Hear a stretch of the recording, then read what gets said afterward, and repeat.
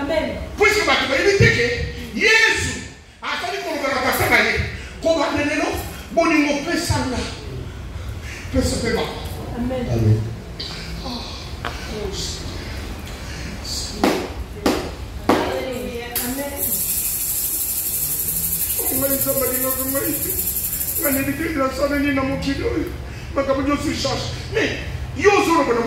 Mais Jésus a ça qui nous a prié.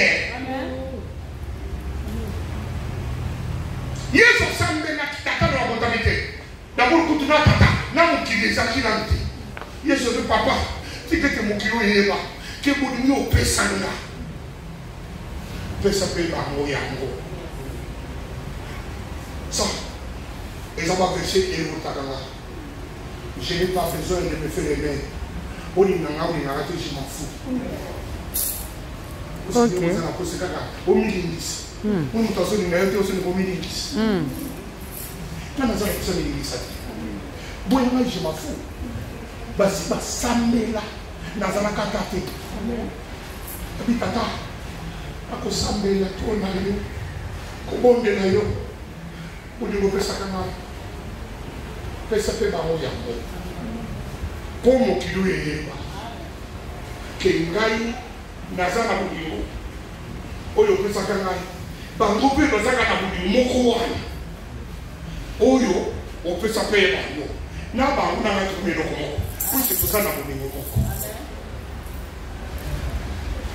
Moi, avec Jésus, nous avons un même.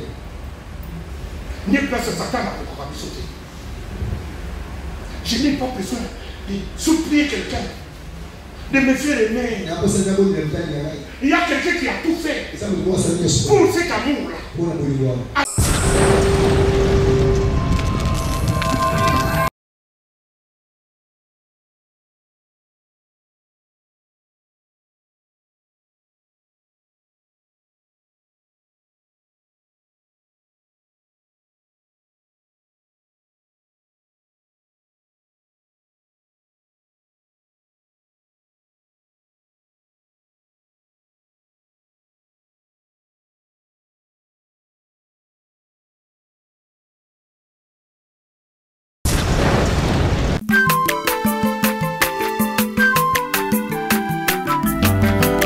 Mwana moto te po akosangai abongwani pete po awangata Nzambe ya le Nazarien, le Nazarien, le Nazarien, le Nazarien. Bana kitoko koma mukondima atako babakolaki mafuta na musakolima lelo ya yobolingo bateli le Nazarien. Lipamboli oyo mona na katempeni mama kandelobi koleke mapapu masope mafuta tokokesitana longo na Nzambe oyo babenga na makomi.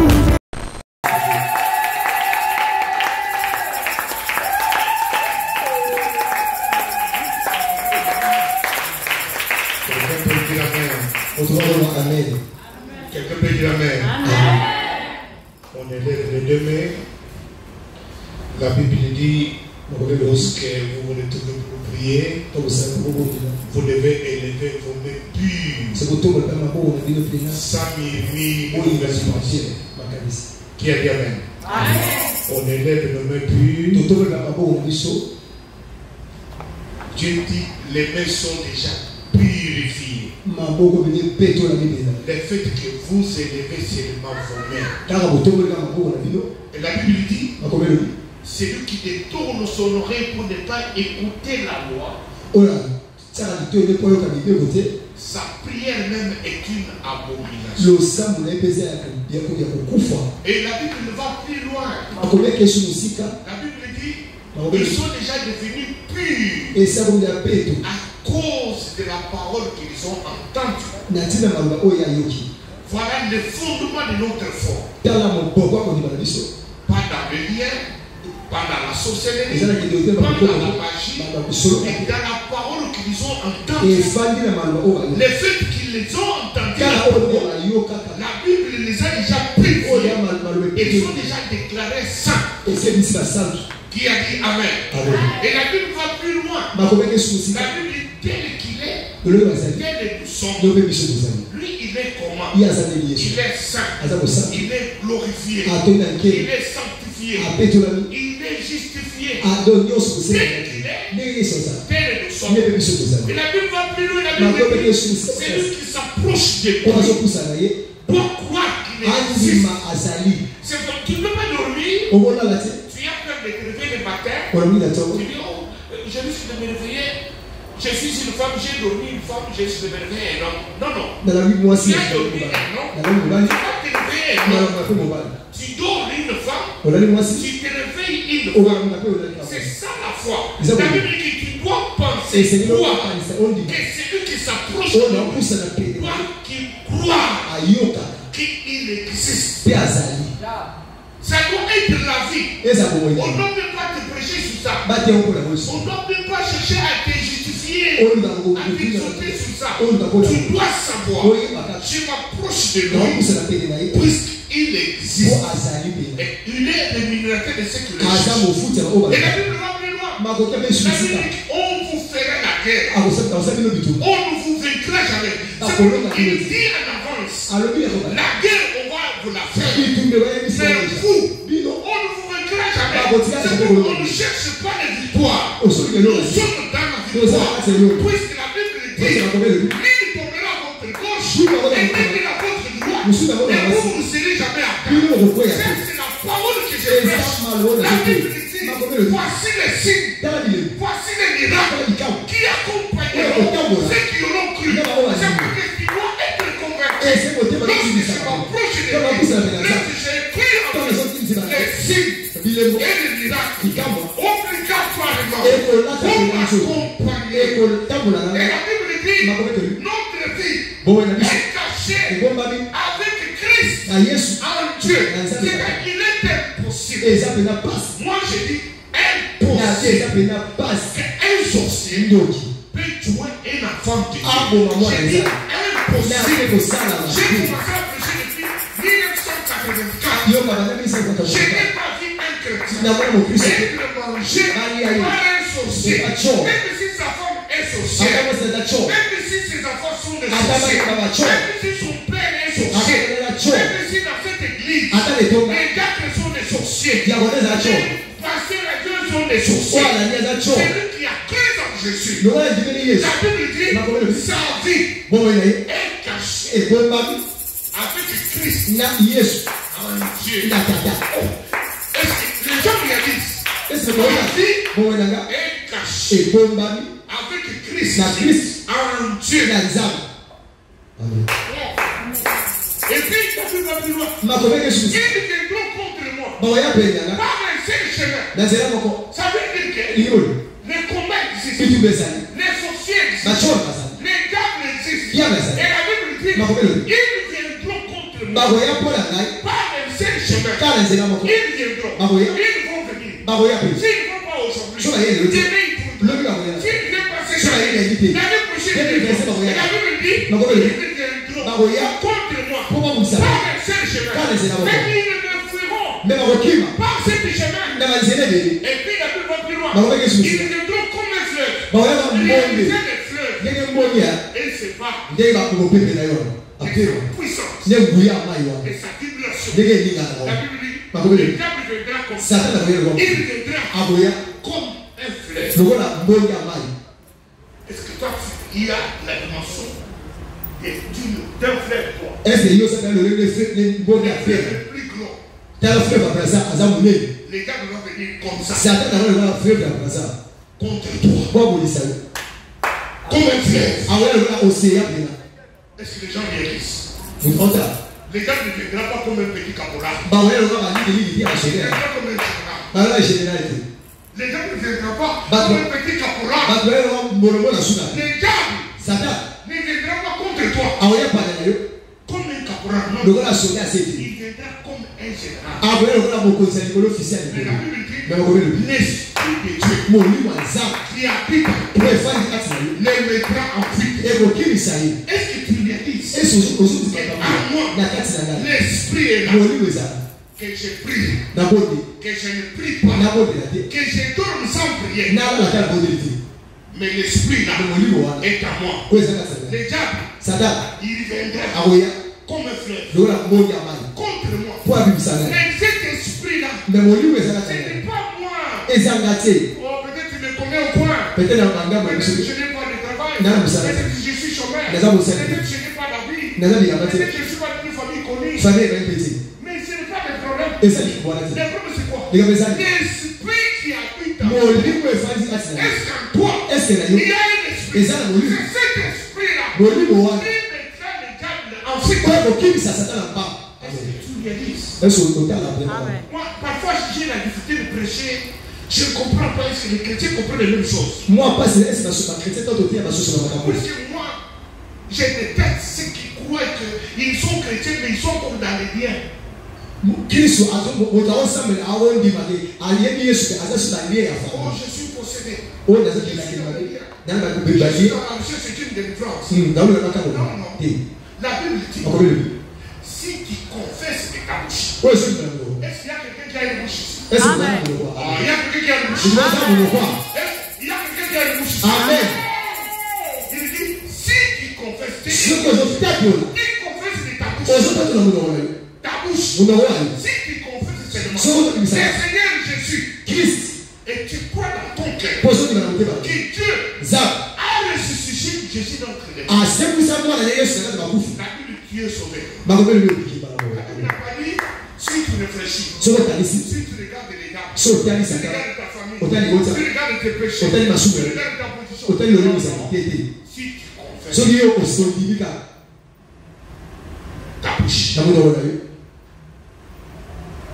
la Bible dit, Ba ko bele bi. c'est ta confession de la bouche. Na ko bibisa malobo bisa mango na biso. Qu'on parvient au Seigneur. Na we na ndilo bizi. C'est ta croyance du cœur So ko di mamotelo. qu'on parvient à la justice. Elemi na sele. Est-ce qu'il y a quelqu'un qui a une bouche ici? Est-ce que tu vois ça mon na to wa lelo? Est-ce que pendant que je vais parler maintenant là, Panda papa so wa. est-ce qu'il y a quelqu'un qui a déjà confessé déjà? Est-ce que tu vois asa ko na bibisa malo na ngo na malabo? Qui a dit Amen? Amen. Si tu as déjà une fois So que c'est bali beki. confessé de ta bouche Na mo no bibisa ki. Jésus, Christ Yesu. mais je ne sais pas si les gens réalisent. Na so na so ta. Écoute les prières et ceux qui ne réalisent pas. Yo ga le sa makambo e da ta benati. Seigneur, regarde, Kolota. tu sais que je suis fort combattu. Obito na kusa makasi. Seigneur, tu sais que je suis d'une famille pauvre. Na ko to na sabe mabola. Seigneur, Eza ni que manzabe. je sois né d'une famille pauvre. Na bota na sabe mabola. Moi, je suis né à Canada, Papa bota na kana na ko. loin d'ici. Musika kishasa. Je ne pouvais pas m'imaginer que je peux être grand. Agoga ko nimate lelo sa kwa zali. Non, Te. Canada, Kana na mboga. tu domines. Ozo Tu arrives à Kinshasa, Ozo na kishasa. tu domines. O domine. Tu quittes Kinshasa, Ozo kishasa. tu vas dans le monde, O na mo. tu domines. Ozo ko ozo na kana Ce ko. n'est pas par rapport à la grandeur de ta famille, Ezake munene na liboto ya uta. ni l'argent de ton père. Te ya mboga ta. C'est par rapport à l'esprit de Dieu. Ezake par rapport à molimo nzambe zakati na ye. Est-ce qu'il y a l'esprit de Dieu? Est-ce que tu vois ça dans nguya nzambe molimo zakati? Qui est Amen. Amen. Moi, j'aime l'interaction. Quand je prêche, je parle, vous parlez avec moi. Amen. Papa ni Quand na je prêche, moi échange ya pe yopolo. j'ai toujours tendance à me poser des questions. Anya paso ya sotu na mitu na ko mo mo la kisi. Qui est dit Amen? Amen. Élève les mains seulement. Thomas sur le mot le. Dites après moi. Le bana c'est papa. Parce que j'étais broché déjà les tableaux. Pues ya o se déjà comme yo na Pour baba. que tu te rendes compte. Po oye. Tu as cru en qui O gangi na nani? et tu as affaire avec qui? Pe o sa le kamla nani? Puisqu'on t'a toujours dit, Po ba yebisa ni. tu as des démons, O sa ba demo. tu as des sorciers, O sa ba tu ne peux pas réussir, O lo ga tu te. es d'une famille pauvre. O sa mo Et c'est déjà ancré en toi. e ko ta ma te na mutema. Ah. Ah, je suis d'une famille Na pauvre. bo ta na famille babola. Non, Te. que ce n'est pas mon problème. Ezali kamla Que ngati. je sois d'une famille pauvre. Na za famille babola. Maman, je voudrais que tu lises le verset là. Na go sa na. Jean chapitre 1. Jean chapitre 1. Yohane 1. Jean chapitre 1. Quelqu'un me dit, moi je Salam. les gens qui lisent rapidement. Jean chapitre 1. Yohane. Rapidement là. Mwamba wa Yohane. Commencez le verset 1. Tu vas descendre jusqu'au verset 4. Jean chapitre 1. Vite, vite là. Toki mama. Jean chapitre 1. Yohane. Jean chapitre Au 1. commencement était la parole. Eba ezali liloba. La parole était avec Le Dieu. kanza. La parole était Dieu. Le kanza. Elle était au commencement avec Dieu. ezalaki na kwanza Toutes choses ont été faites par elle. nyonso esali yango Et rien de ce qui a été fait n'a été fait sans elle. Kita. En elle était la vie et la vie était la lumière des hommes. En descend encore. La lumière, lui, dans le Dans les ténèbres. et les ténèbres ne l'ont point reçu. Il y eut un homme envoyé de Dieu. Il y a un homme envoyé de Son nom Dieu. était Jean. Il vint pour servir de témoin, pour rendre témoignage à la lumière, À la lumière. afin que tout cruse par lui. Il n'était pas la lumière, mais il fut envoyé pour rendre témoignage à la lumière. Cette lumière était la véritable lumière qui était claire, Tout qui homme. éclaire tout homme Voilà. venant de mort, venant le monde. Elle était dans le monde et le monde a été fait par elle. Voilà. Et le monde ne l'a point connue. Voilà. Elle est venue chez les siens et Voilà là où ne je l'ont voulais. point reçu. Et chez les siens, et les siens ne l'ont point reçu. aye epapa oyo Maintenant, Mais à tous ceux qui l'ont à tous ceux qui l'ont reçu, na baoyo bayambi tous, biso nyonso tous, biso nyonso famille pauvre, famille mabola tous, biso nyonso sans études, atotaka tous, biso nyonso sans argent. mbongo te Et puis on dit quoi?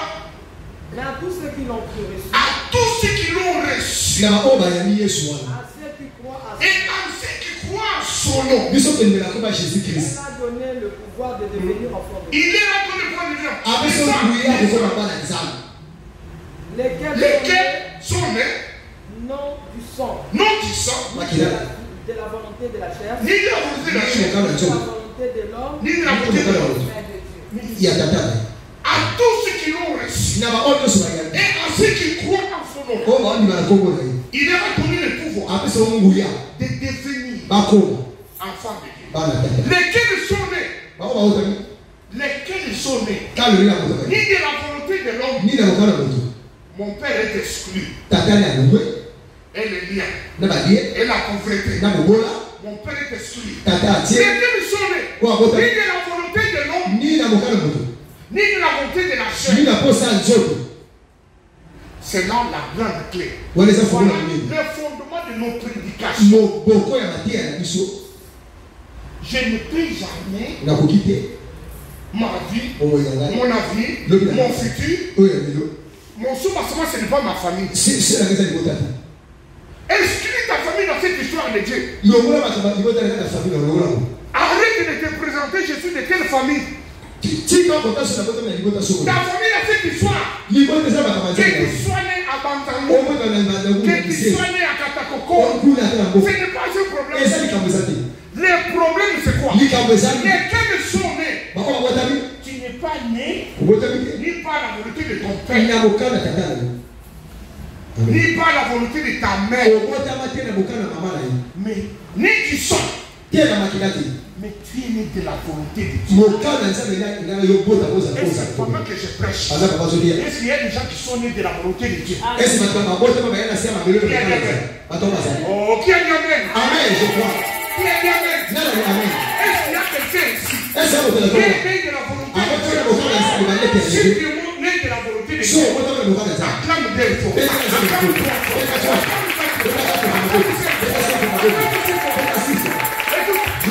C'est là le fondement de ce que nous appelons Église. eza moboko tobengi etonga C'est tout pour qu'on n'a pas fait du diable. eza toza kobanga satan te Puisque diable, o satan il ne passe pas le sang. ye mpe akokona makila te Il ne passe pas la volonté de mon père. aleka mpe na nzela tata na Il ne ngai passe pas la volonté de ma mère. aleka mpe na nzela mama na Mais ngai moi, je suis plus de cette famille-là. ngai nasala pi na kati ya liboto J'appartiens à une autre famille. na bimi nazoka kati ya liboto Là, ce n'est pas ni mon père, eza tata te ni ma mama mère. na kati ya mokana mama te C'est qui soit le je suis le vôtre. liboto elekeli nga makasi makambo aseliki mpena Soko to mwana ngaite.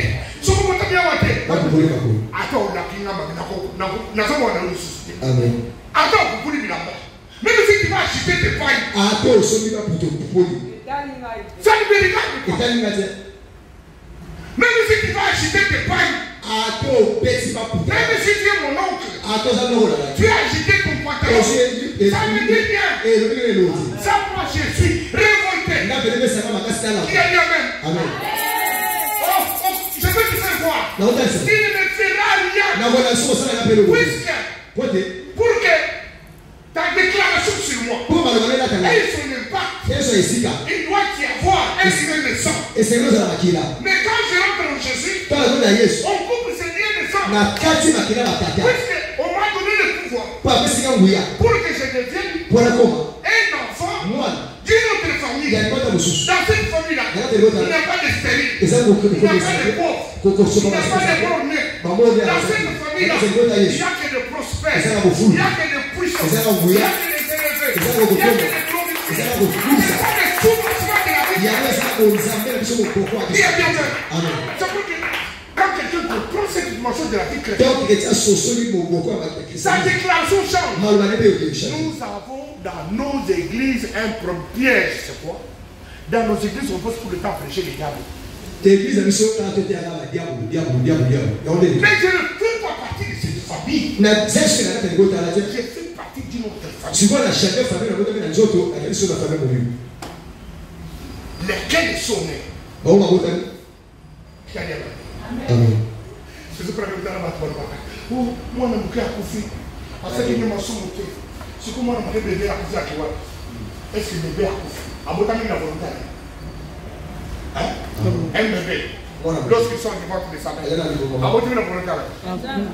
Moi, je suis à Botami, la volonté. Moi, je suis à Botami, la volonté. Yo, Botami, la volonté. Il y a papa. Il y a papa. Mon Dieu, ça peut être le papa et la maman à la vie. Amen. Attends, bébé. À Botami, de l'eau. À Koufi. Mon Dieu, à cette émission, bébé, à pas mal. À cette émission, à Botami, la papa et la maman. Vous avez votre papa et la maman. Ah, tu ne dis pas même. Tu ne dis pas même. Amen. Amen.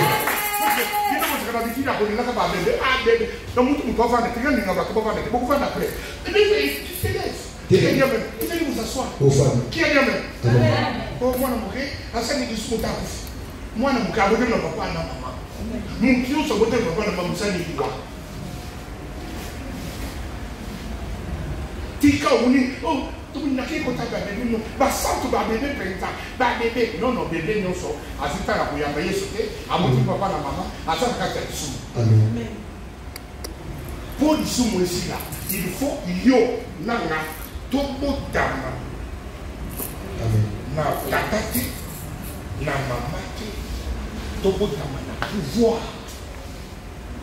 ya makilaki tobo dama na pouvoir ya nzambe.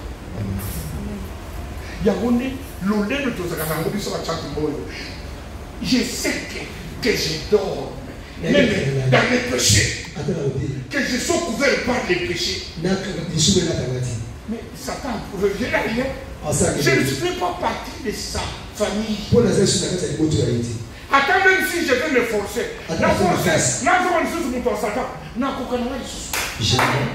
puisque Dieu ne se répand pas de ses dons et de son appel. Il y a un Nicodème, il dit à Christ, est-ce que n'a pas de sous le bois n'a pas de compliqué, n'a pas de sous n'a pas il comprend bien. Parce qu'on dit qu'il faut que tu laisses de nouveau. Ces choses, c'est compliqué. Je vais faire quoi? Je suis la côte de mon maman.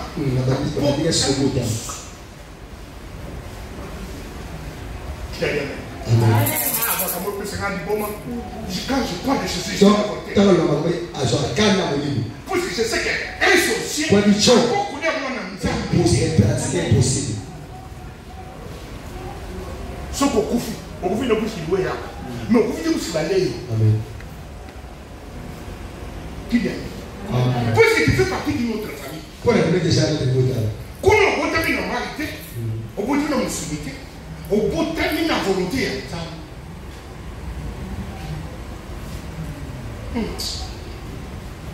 Maman, tu peux nous lire un verset dans Jean chapitre 17.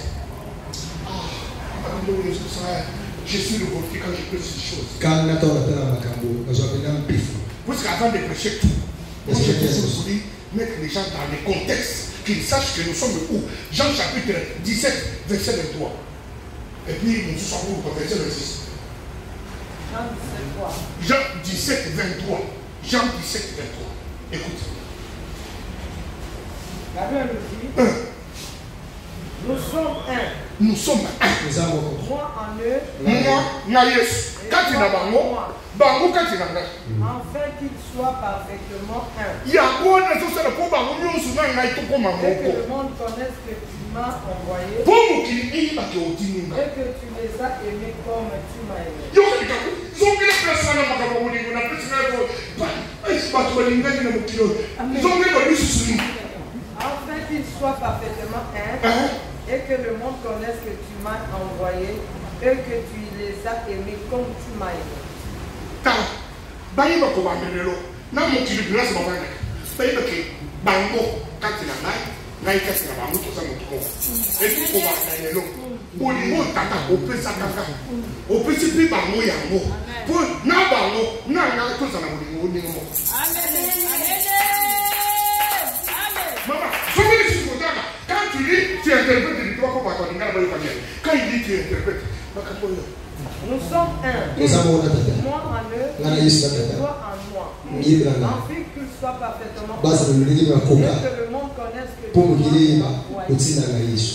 Et que tu les as aimés comme tu m'as aimé. Olingi bango, nenge olinganga. Puisque mon Dieu soit au kilo, a dit que Jésus est l'amour de Dieu. Mais Jésus dit, comment donner que le monde sache que tu les as aimés. Non, non, que tu les as aimés comme tu m'aimes. Que le monde sache. Que le monde fasse quoi? Sage. Que le monde fasse quoi? Sage. Moukine Salanine. Eyeba. Moukine Salanine. Eyeba. Comment donner nous tout ça la campagne à Moukine Salanine? Eyeba. Ah, vous savez pas. Comment donner nous? Naïna yo. Tout ça la campagne à Moukine Salanine. Eyeba. Non, non, vous savez. Comment donner nous? Naïna tout ça la campagne à Eyeba. Eyeba. Comment donner nous? Naïna tout ça la campagne à Eyeba.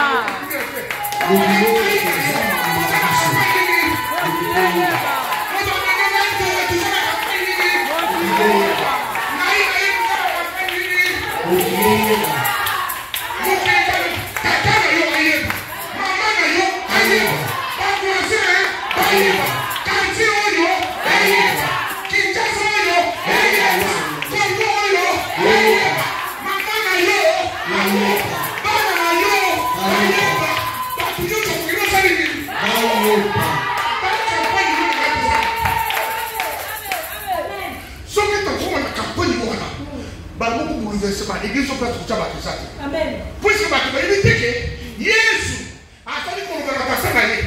Comment donner l'eau? Bonimo pesana. Pesana. Amen. Amen.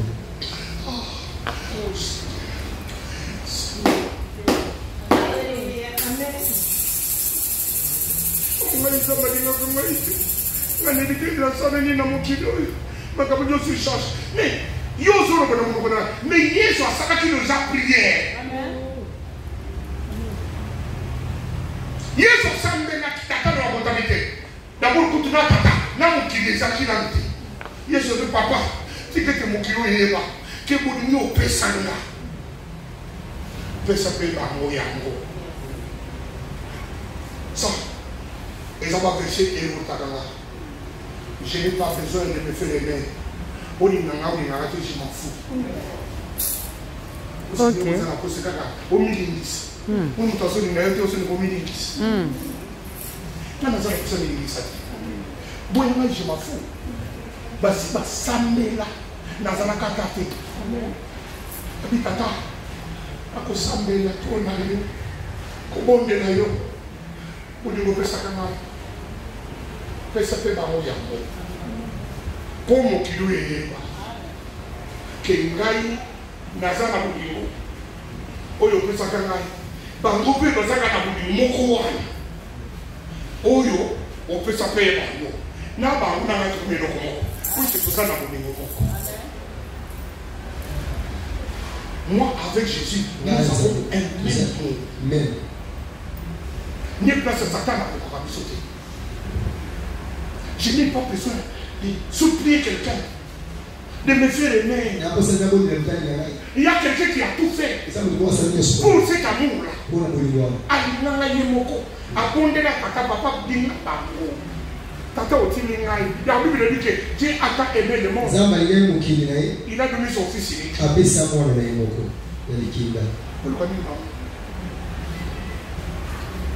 Dieu a tant aimé le monde. Il a donné son fils.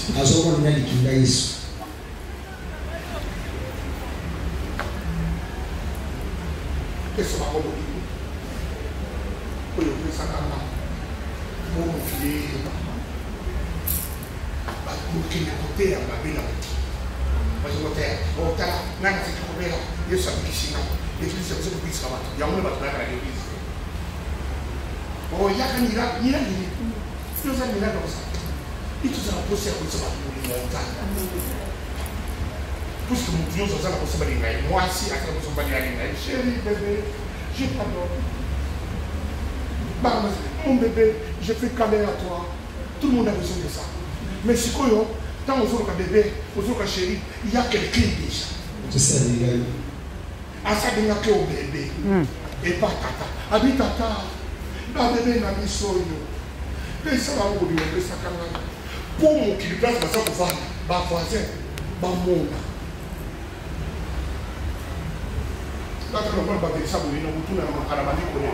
Nazana ka kusamba esusupe nazo ko lepo na kutaka ka buli mwandani ngada sapela kati nzambo kisanga mbongo yali nasana mu nazo ba mutu nazo ba rubo mbongo kusanga mu ondabe pesa ngai pombo sikio sana mu buli mwe nzambo nzambo ngene boy nazo tara buli mwandani para pour ta chemise kama kama nyawo ko izani osisa kitu sana izani je suis déconnecté hein Ni? Yeah. Ah, tu vois le porter?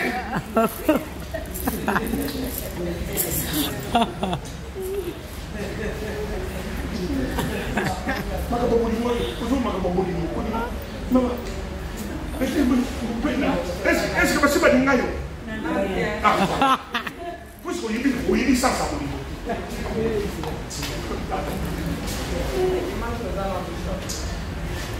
on peut se rendre micro dans ma communauté tout ce qu'il y a.